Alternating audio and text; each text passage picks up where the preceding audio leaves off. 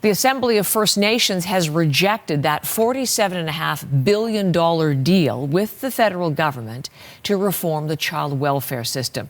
That deal initially reached back in July after nearly 2 decades of fighting over this in court, the funding for on-reserve child welfare services. And Linda is bringing us the latest. So we're waiting for the outcome of this AFN vote, and now we have it. What is it decided and why?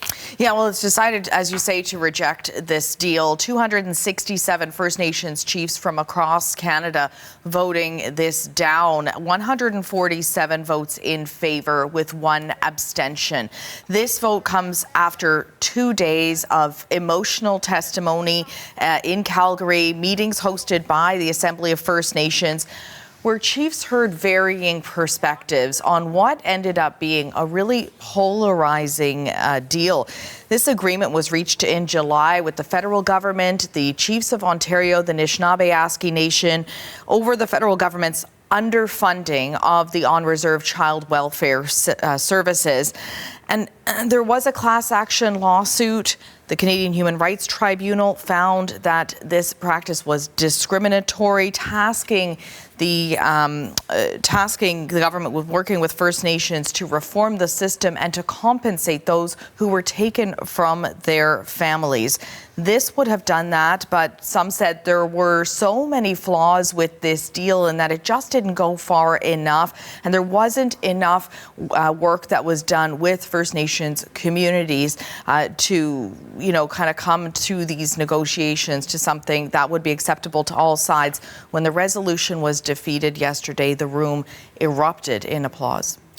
As you say, there has been emotional testimony at this special session, and it's come from both sides. What have the chiefs been saying? Yeah, so we've heard from the Assembly of First Nations National Chief, Cindy Woodhouse-Neepanak, who did encourage the chiefs to come together and support this deal and really stop leaving this to the courts. The chiefs also heard from the plaintiffs in this case, the class action case, Ashley Bach.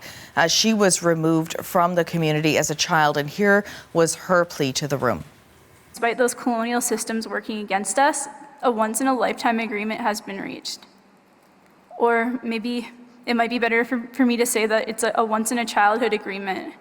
If we take too long, we're going to lose another generation. If we wait years and years for a perfect settlement agreement, they won't be kids anymore, and they'll be like me. We also heard from Cindy Blackstock, who runs the First Nations Child and Family Caring Society that launched the human rights complaint back in 2007. And she said the chiefs can do better than the deal that's been reached. We want to acknowledge that there's some strengths in the agreement.